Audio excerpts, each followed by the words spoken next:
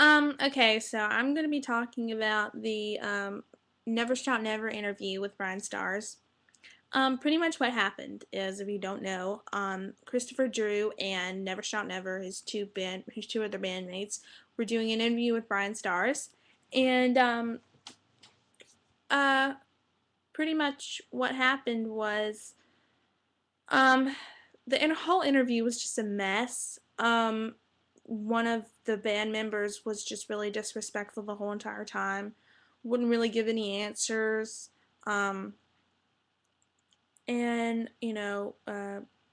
Chris was really disrespectful a lot of the time, and it was just a really bad interview. And then at the end is when all hell breaks loose. Um, Pretty much what happened is Christopher said, "Look, man, I respect you." Talking to Bryan, he says, "I respect you.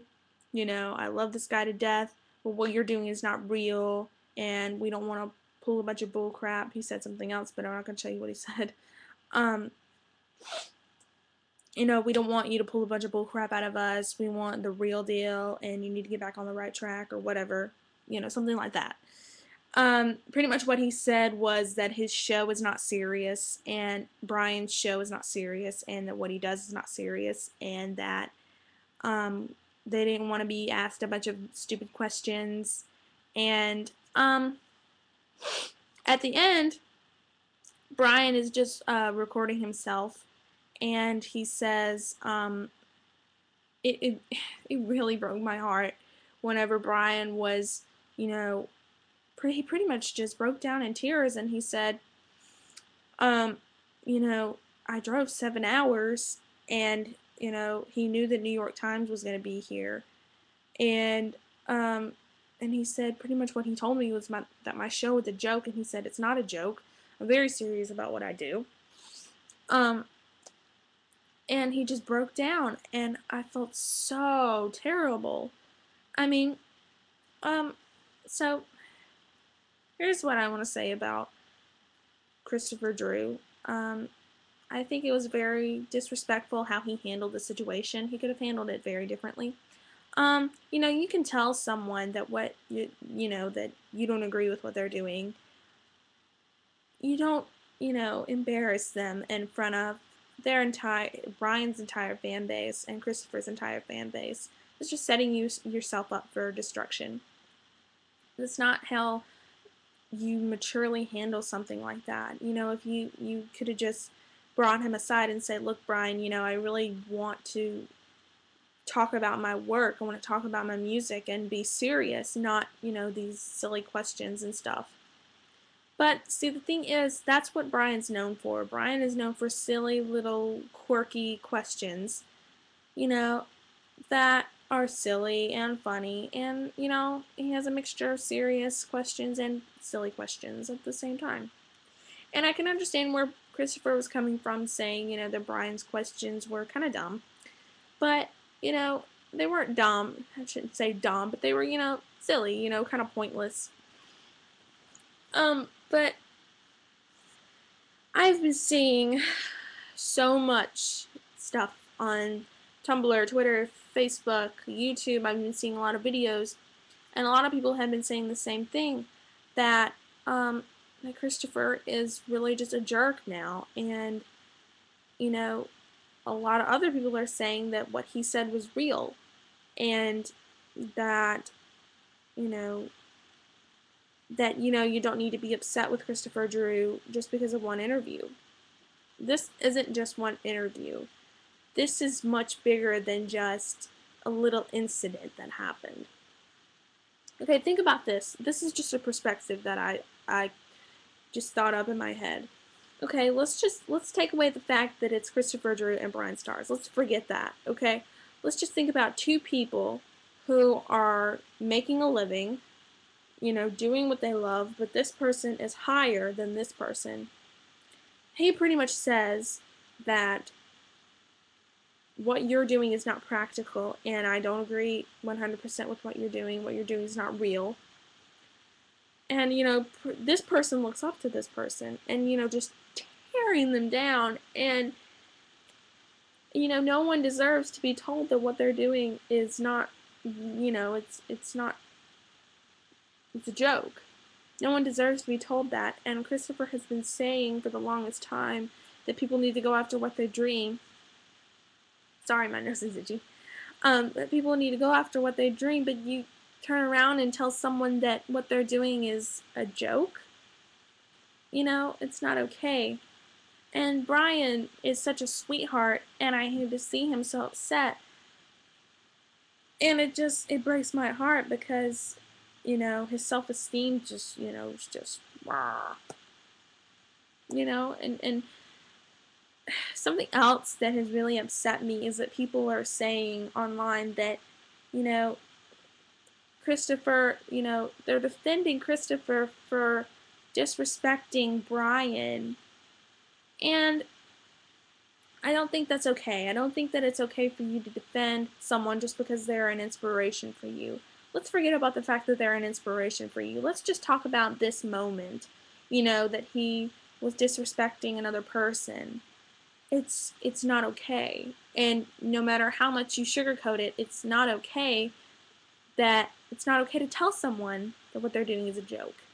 Um, and, it's just, it's really crazy to think that people are okay with Christopher saying, go after your dreams, but then telling Bryan, do what you love, but telling Bryan that, what he's doing is a joke.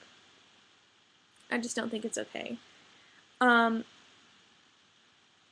something else that really just distraught me was that Christopher even agreed to do this interview and humiliate Bryan.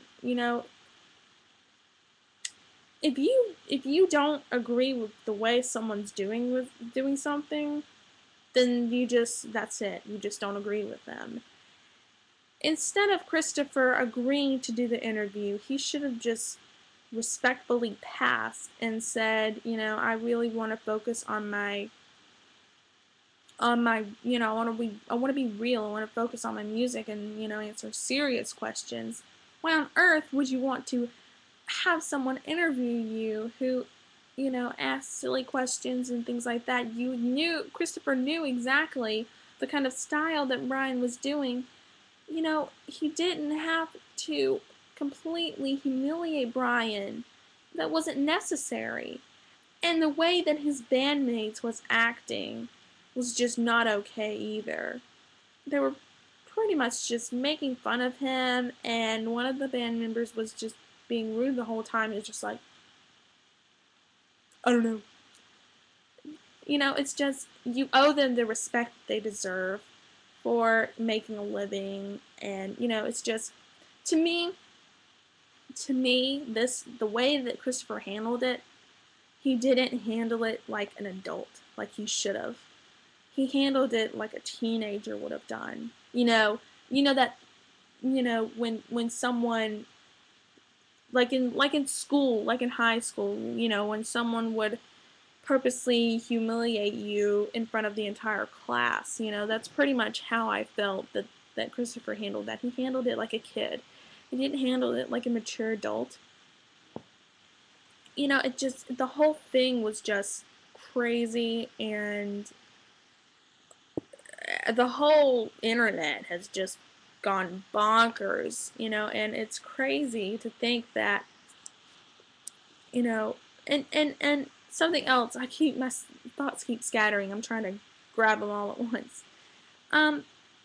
Christopher is trying to make up for it on Twitter, trying to answer questions on Twitter, and, trying to say that, everything's good, oh yeah, everything's great now, oh yeah. That's not going to cut it. What Christopher did was wrong, and he knows it. He was just too high to care, it just, don't even get me started on the drugs. I just, it's a bunch of crap what he does. His drugs, it's just, anyways, but he's trying to make up for what he said. He's like, hey, Bryan Stars, It's all good. Yeah, peace, my brother. And it's just like, no, you can't. You can't make up for what you did. You can't sugarcoat what you did. And, you know, you just can't. You know, anyways, in conclusion, oh my god, I sound like a freaking